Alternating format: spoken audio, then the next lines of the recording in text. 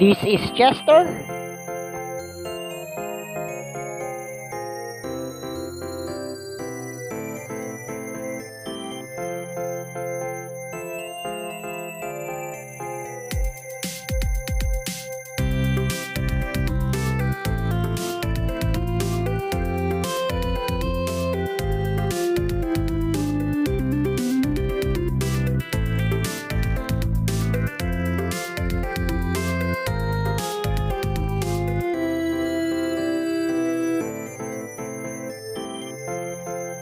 The Mini Vlogger.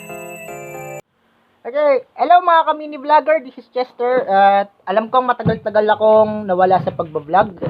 At isa may camera. Alam kong matagal-tagal ako nawala sa pagbablog. Dahil kasi ano ba sabihin to? Nawala rin kasi ako sa wisyo at sa mga nangyari din ng mga nakaraan. At kaya ako hindi ako nakapag-shoot ng sobrang tagal. Dami ko sanang gustong i-vlog. Pero hindi ako makapag-shoot dahil nagkaroon ako ng problema sa mga mga tools ko, mga equipment ko sa pagba-vlog.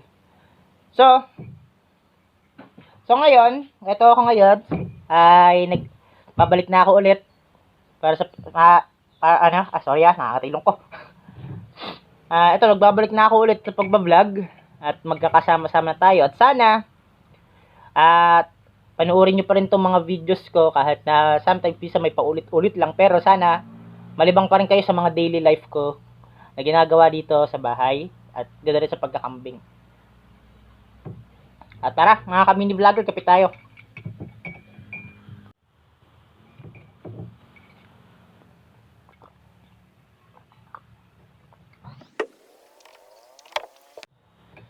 So ngayon mga ka-mini vlogger, for the day's vlog, papakita ko muna ang mga daily routine ko dito sa bahay. At sa ngayon kasi mga mini vlogger, ang alaga ko na lang talaga dito ay kambing na lang. Wala na akong rabbit, wala na ring manok, talagang focus na sa kambing. Kasi talaga, yung kambing kasi yung parang sa lahat ng inalagaan ko dito, yun yung talagang magklik-klik. Yun talaga yung magklik-klik sa lahat at talagang dumadami talaga sila ng makatotohanan. Kaya yun. Tapos marami na ring nabago, may mga nadagdag na rin na wala sa mga sa pangakambing ko. At ipapakilala ko sila sa inyo. Tara, samahan niyo ako. Okay, bago tayo magpunta dun sa mga kambing, mga ka-mini vlogger, ay papatayin muna natin isa-isa mga ilaw dito. Ito ang mga daily routine ko against the light. Ito ang mga daily routine ko dito. Syempre, umpisahan ko sa pagpapatay ng mga ilaw.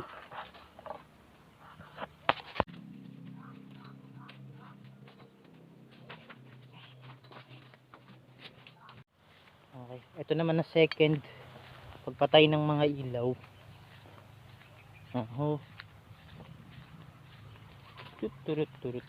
Tut.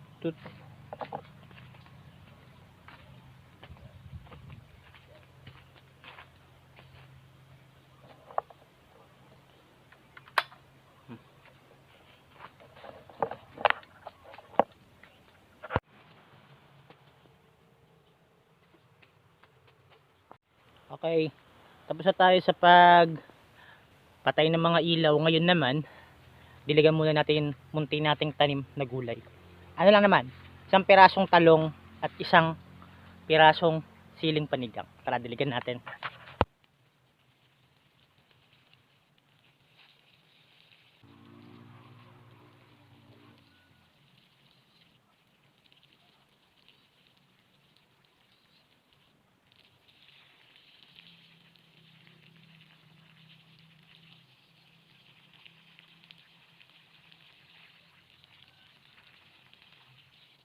So ngayon mga ka-mini vlogger, tapos na tayo sa pagdidilig at pagpapatay ng ilaw. Ngayon pupunta tayo sa kulungan ng kambing for morning checking. Ano kasi ginagawa ko palagi tuwing bago ko sila isuga, chine-check ko muna sila. At tara, punta tayo dun. Okay mga ka-mini vlogger, nandito na tayo at ipapakilala ko na at papakita ko na sila sa inyo in 5, 4, 3, 2, 1, go!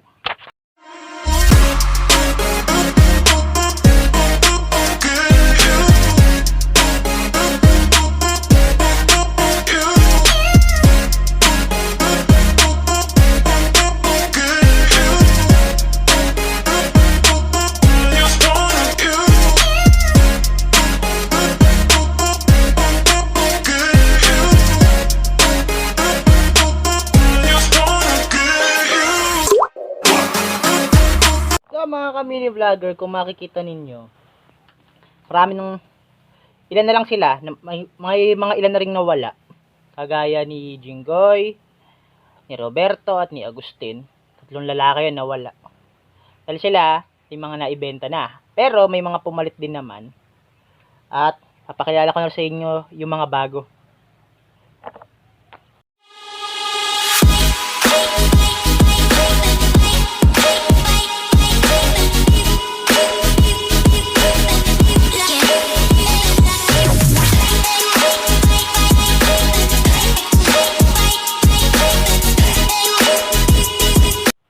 Yan.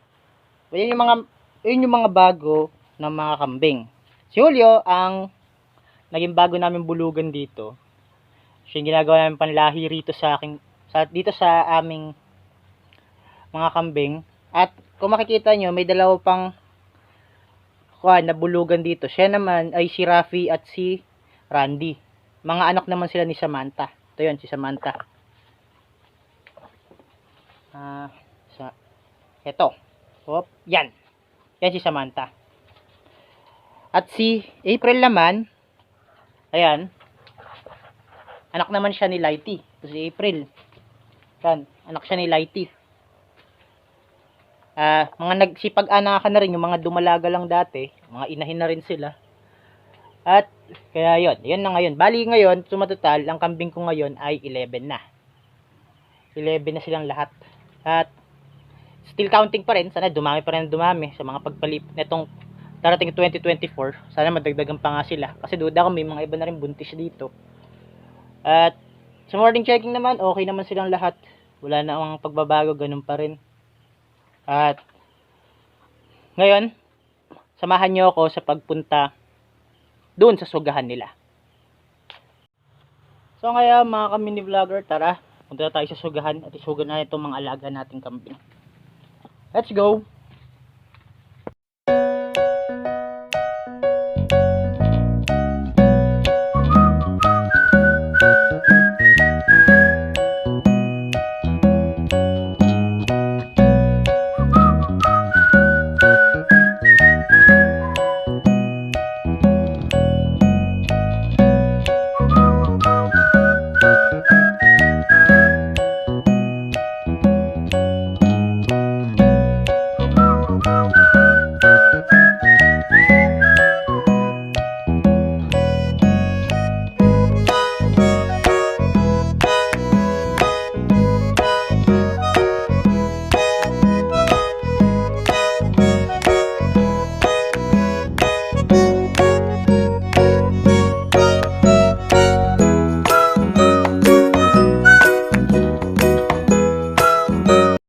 Okay mga ka-mini vlogger, ngayon ay natali ko na lahat ng sila dito sa sugahan. At sa ngayong umaga, nakatali muna sila para makakain din sila. At kasi sa mga ka-mini vlogger, nagbago na rin kasi ako ng routine. So mamaya makikita nyo sa mga susunod na video, which yung mamaya lang, ay maraming talagang naiba sa aking routine. So kung ano man yan, tara, samahan nyo ako. So, ipapakita ko sa inyo kung ano ang mga nabago sa aking daily routine sa aking pag-aalaga ng kambing. Okay mga ka-mini vlogger, ngayon naman ay maglilinis tayo ng kulungan ng mga alaga kong kambing. Itong bahay nila, lilinisin natin. At lalagyan na rin natin ng pagkain, yung kapakainan nila. Dito, yan, dyan. Lagay tayo ng mga pagkain dyan. At lilinisin naman natin itong kailangang tapag. Bali kasi mga ka-mini vlogger, ito yung mga nabago talaga sa routine ko. Yun nga, yung una, pagbabago kayo, sa umaga, kukuhan tayo yung, paano ba to? nagsusuga tayo pero nakatali sila.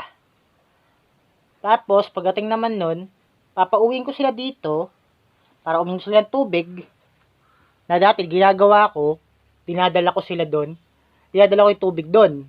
Pero ngayon, papauwiin ko na sila dito sa mismong bahay nila pagtanghali para dito sila uminom ng tubig. At ito pa isang nabago. Dati naman, pagkahapon, nilalagyan ko ng paanan ng pagkain tong pakainan nila. Pero ngayon naman, ang ginawa ko, binago ko na naman. Nilalagyan ko na sa tanghali naman. Para may makain sila habang kahit nandito lang sila sa loob. Tapos, after nun, mga bandang hapon na, alas 3, papakawalan ko sila. Pupunta kami doon sa pinakadulong-dulo ng sugahan. At doon kami, hanggang sa mabusog na sila. Pero wala na silang tali nun.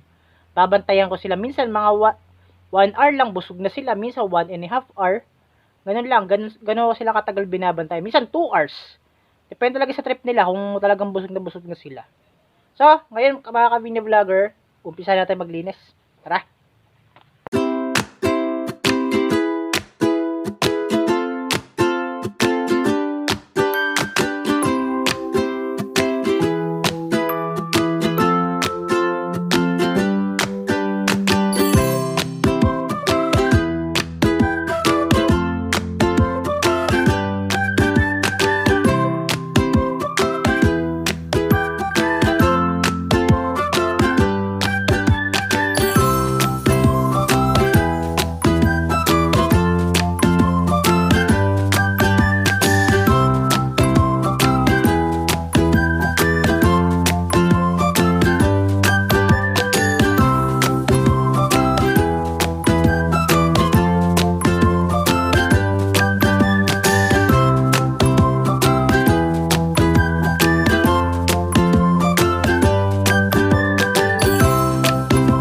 Okay mga ka-mini vlogger, tapos na tayo maglagay ng tubig, magkuha ng pagkain. Ito na, puro ipil-ipil ngayon ang pagkain ng ating mga alagang kambing. Dahil kahapon kasi dahon ng milina.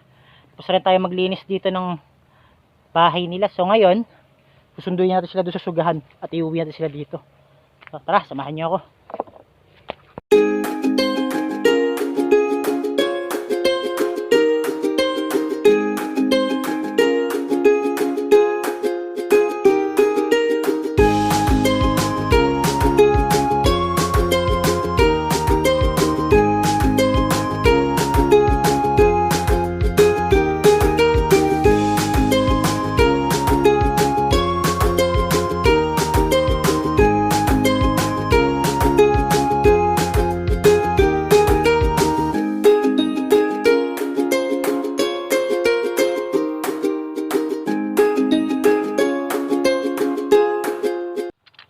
Okay mga ka-mini vlogger, pauwi na kami. Dito sila, dito sa likodan ko. Yan, yan. Natakbo sila. Pauwi na kami. At mamaya ulit to. Mga alas 3. Yan, pagdepende sa sikat ng araw. Mga alas 2 or 3 ng hapon, yan. Babalik na kami sa sugahan. Pero, nagkaiba naman, wala na silang tali. At hanggang sa mabusog na sila niyan. Ayan sila, lalakad sa likodan ko. Yan. Mga ka-mini vlogger, nandito na kami sa bahay nila at ito sila. Yan, nagiinuman. Iinom sila ngayon. At ito naman yung iba dito. So mamaya na ulit alas 3 sila lalabas at wala na silang tali kagaya ng sabi ko kanina. At samahan nyo mga ka-mini vlogger. Punta natin doon sa dulo mamaya at papakita ko sa inyo kung paano yung bagong daily routine nila. Okay, ngayon, yung hapon ay pupunta tayo doon sa dulo para isugat tong ating mga alagang kambing. So, ito na sila. Kanina pa ako tinatawag at inip na, kakahantay sa akin. Okay, ito na. Diba, nandito na. Kusa na lumabas. At nga pala, tuwing nagpupunta tayo sa dulo, lagi tayo may daladalang magic tungkod.